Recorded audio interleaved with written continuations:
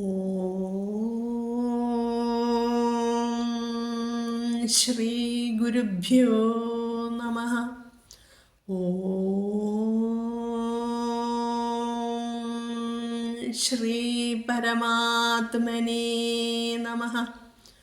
ഓം ശ്രീ ലളിതാംബികായൈ നമഃ. ഓം നമോ നാരായണായ. ഓം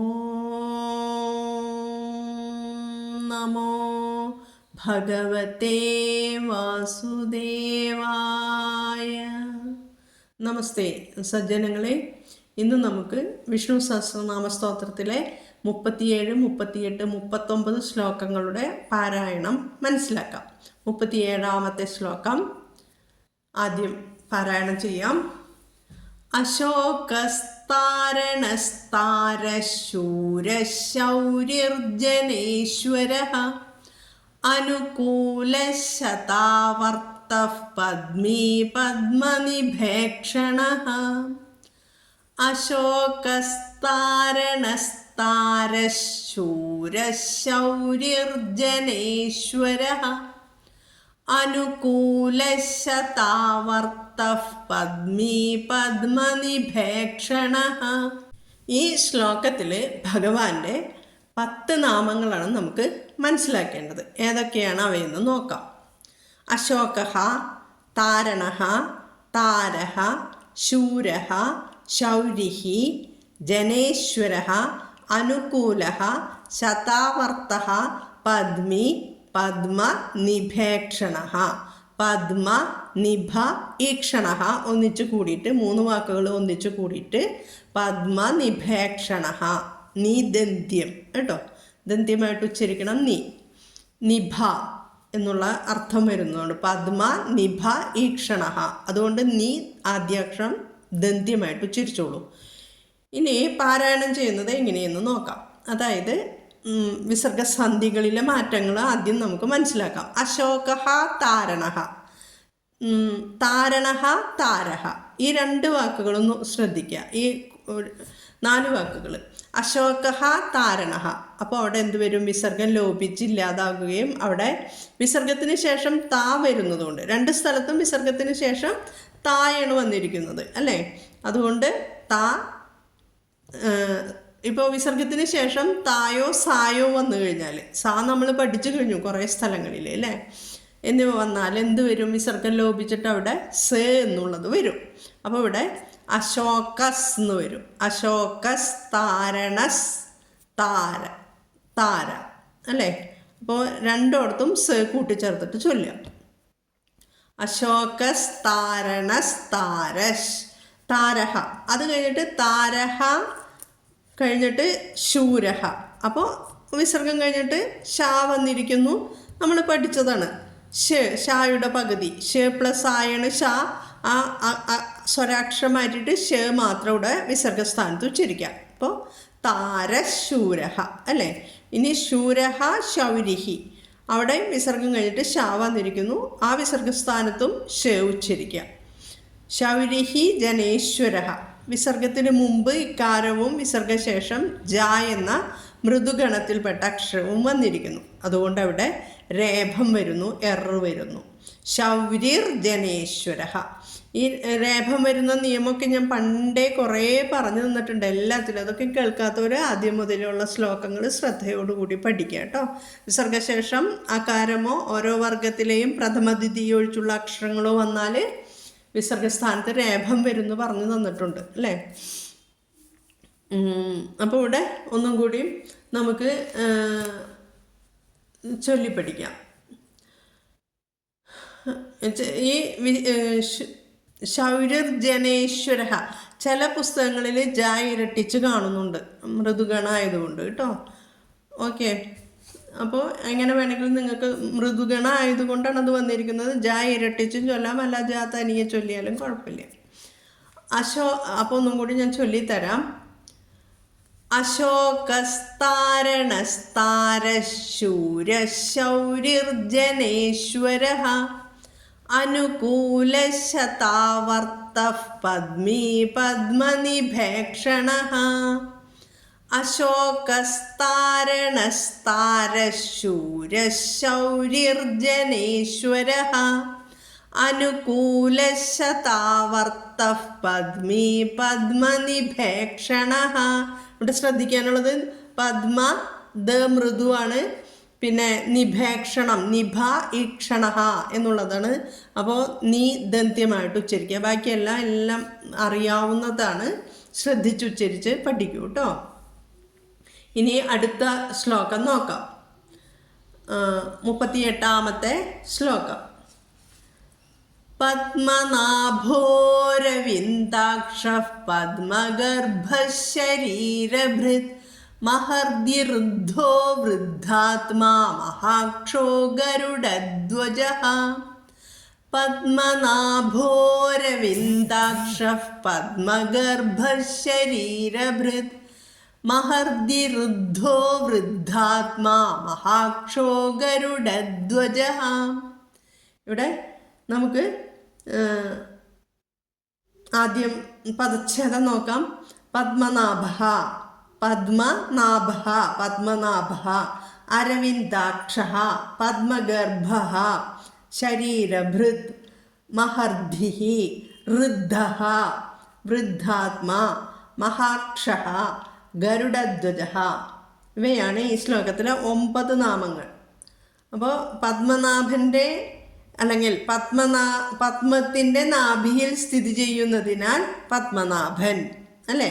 പദ്മത്തിൻ്റെ നാഭിയിൽ സ്ഥിതി ചെയ്യുന്നതിനാൽ പദ്മനാഭൻ. നദന്ത്യമായി ഉച്ചരിച്ചോളൂ കേട്ടോ.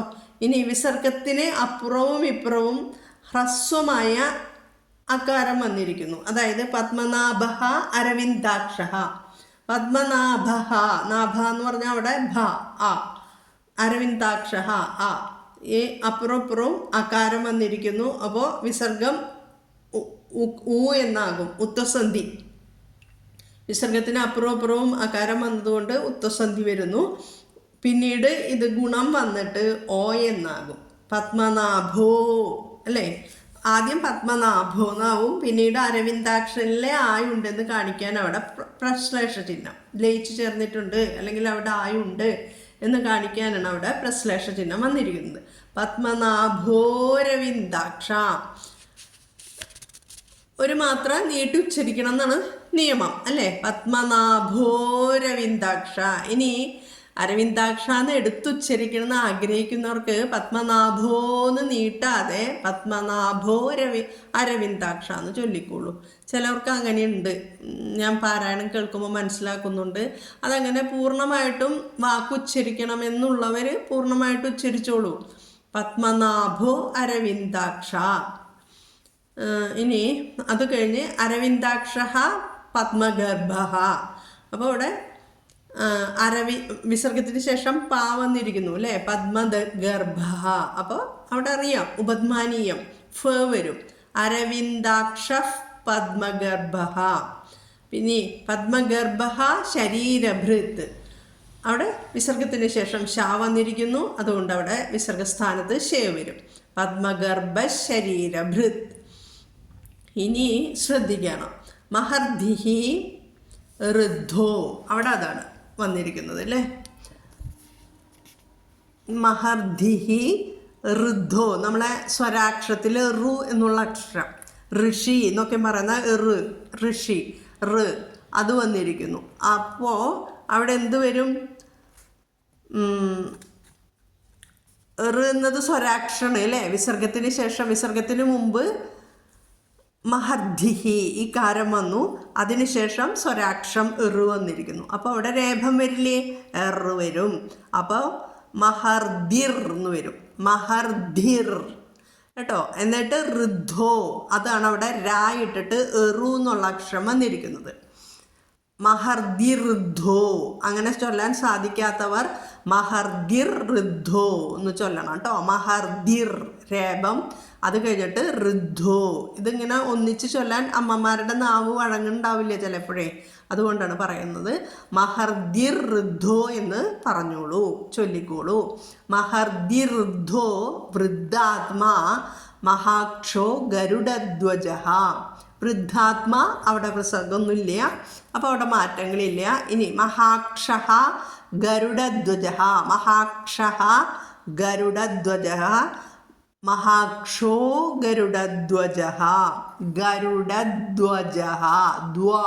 ശ്രദ്ധിക്കണം, ഗരുഡ ഗ മൃദുവാണ്, ഗരുഡ ഡ മൃദുവാണ്. പിന്നെ ദ എന്ന് ഉച്ചരിച്ച് കഴിഞ്ഞ് ഗരുഡദ് എന്നുള്ള മൃദു കഴിഞ്ഞിട്ട് ധ്വ ഘോഷവും വകാരവും ഗരുഡധ്വജ. ഗരുഡധ്വജ കേട്ടോ, ശ്രദ്ധിക്കുക. അപ്പോൾ ഈ ശ്ലോകം ഒന്നും കൂടി ചൊല്ലിത്തരാം. പദ്മനാഭോരവിന്ദാക്ഷ പദ്മഗർഭശരീരഭൃത് മഹർദിർദ്ധോ വൃദ്ധാത്മാ മഹാക്ഷോ ഗരുഡധ്വജ. പദ്മനാഭോരവിന്ദാക്ഷ പദ്മഗർഭശരീരഭൃത് മഹർദിർദ്ധോ വൃദ്ധാത്മാ മഹാക്ഷോ ഗരുഡധ്വജ. മഹർദിർദ്ധോ എന്നും ചൊല്ലിക്കോളൂ. മഹർദിർദ്ധോ വൃദ്ധാത്മാ മഹാക്ഷോ ഗരുഡധ്വജ. ഇതാണ് ഈ ശ്ലോകത്തിലെ ഉച്ചാരണം.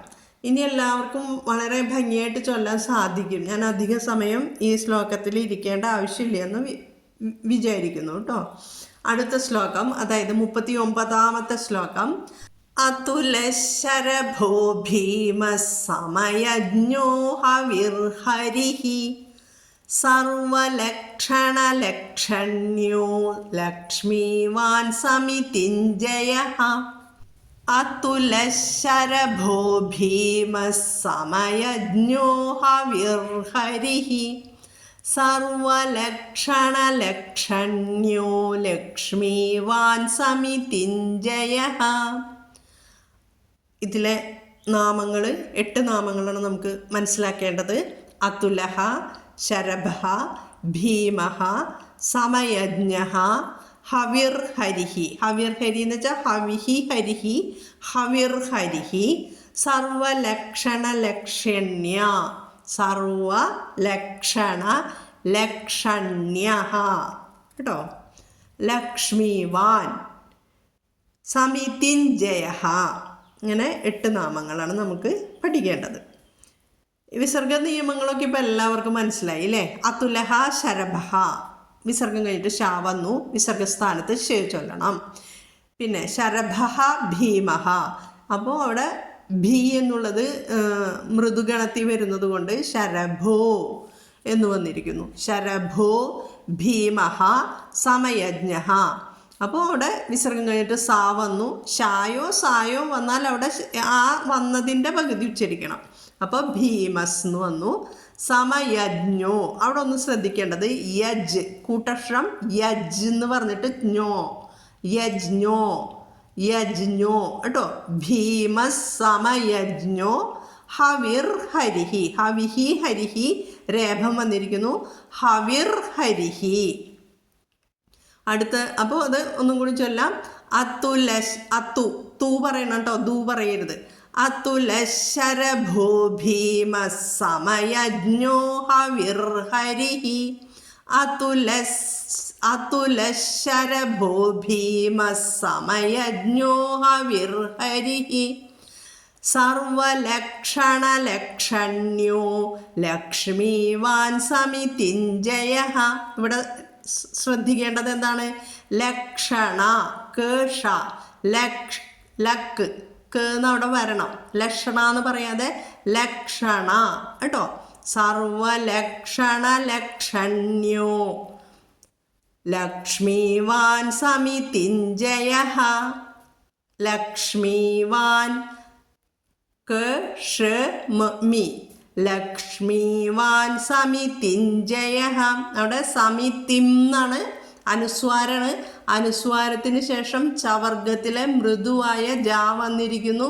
അനുസ്വാര നിയമം അനുസരിച്ചിട്ട് അനുസ്വാരത്തിന് ശേഷം ഏത് വർഗാക്ഷരമാണോ വരുന്നത് ആ വർഗാക്ഷരത്തിൻ്റെ അനുനാസികം ചൊല്ലണം. ഇവിടെ ചവർഗം വന്നിരിക്കുന്നു, ജാ വന്നിരിക്കുന്നു. അതുകൊണ്ട് ചവർഗത്തിലെ അനുനാസികം ഏതാണ്? ഞ്. ച, ഛ, ജ, ഝ, ഞ. അപ്പോൾ ഞാ എന്ന് പറഞ്ഞാൽ ഞ പ്ലസ് ആ കേവല വ്യഞ്ജനം നമ്മളിവിടേക്ക് എടുക്കുന്നു. സമിതിഞ്ജയ കേട്ടോ, സമിതിഞ്ജയ. ആരും ഇനി അനുസ്വാരം അവിടെ ഉച്ചരിക്കരുത് കേട്ടോ. അപ്പോൾ എങ്ങനെ ഇത് ചൊല്ല? സർവലക്ഷണ ലക്ഷണ്യോ ലക്ഷ്മീവാൻ സമിതിഞ്ജയ. ഒന്നിച്ച് ചൊല്ലിത്തരാം. അതുലശരഭോ ഭീമസമയജ്ഞോ ഹവിർഹരിഃ സർവലക്ഷണ ലക്ഷണ്യോ ലക്ഷ്മീവാൻ സമിതിഞ്ജയഃ. അതുലശരഭോ ഭീമസമയജ്ഞോ ഹവിർഹരിഃ സർവലക്ഷണ ലക്ഷണ്യോ ലക്ഷ്മീവാൻ സമിതിഞ്ജയഃ. സമിതിഞ്ജയഹലെ തീ ദീ ആയിട്ട് ഉച്ചരിക്കരുത്, താ തന്നെയാണത് തീ. സമിതിഞ്ജയ ശ്രദ്ധിക്കണം കേട്ടോ. ഇപ്പം എല്ലാ 3 ശ്ലോകങ്ങളും ഒന്നിച്ചു ചൊല്ലിത്തരാം. അശോകസ്താരണസ്താരശൂരശൗരിർജനേശ്വരഃ അനുകൂലശതാവർത്തഃ പദ്മീ പദ്മനിഭേക്ഷണഃ പദ്മനാഭോരവിന്ദാക്ഷഃ പദ്മഗർഭശരീരഭൃത് മഹർദ്ധിഋദ്ധോ വൃദ്ധാത്മാ മഹാക്ഷോ ഗരുഡധ്വജഃ. അതുലശരഭോ ഭീമസമയജ്ഞോ ഹവിർഹരിഃ സർവലക്ഷണ ലക്ഷണ്യോ ലക്ഷ്മീവാൻ സമിതിഞ്ജയഃ. ശ്രീരാമ രാമ രാമേതി രമേ രാമേ മനോരമേ സഹസ്രനാമ തത്തുല്യം രാമനാമവരാനനേ. ശ്രീരാമനാമവരാനന ഓം നമൈതി. ഓം ശ്രീ ഗുരുഭ്യോ നമഃ. ഹരിഃ ഓം. ഓം തത്സത്. വിസർഗ നിയമങ്ങളൊക്കെയും ഇപ്പോൾ എല്ലാവർക്കും നന്നായിട്ട് പഠിപ്പിച്ചു തന്നിട്ടുണ്ട്. അതൊക്കെ കേൾക്കാത്തവരുണ്ടെങ്കിൽ, ആദ്യമായിട്ട് കേൾക്കുന്നവരുണ്ടെങ്കിൽ ആദ്യത്തെ വീഡിയോസ് യൂട്യൂബിൽ അപ്ലോഡ് ചെയ്ത് കേൾക്കണം. എന്നിട്ട് പഠിക്കണം കേട്ടോ. നല്ല അക്ഷരസ്ഫുടതയോടുകൂടി വിസർഗസന്ധികളൊക്കെ ഉച്ചരിച്ച് ശ്ലോകങ്ങൾ പാരായണം ചെയ്യാൻ എല്ലാവരും പഠിക്കണം, ശ്രമിക്കുക. എല്ലാവർക്കും ഭഗവാന്റെ കൃപാകടാക്ഷം ലഭിക്കുമാറാകട്ടെ. ഓം ശ്രീ ഗുരുഭ്യോ നമഃ. ഹരിഃ ഓം. ഓം തത്സത്. ഹരേ കൃഷ്ണ.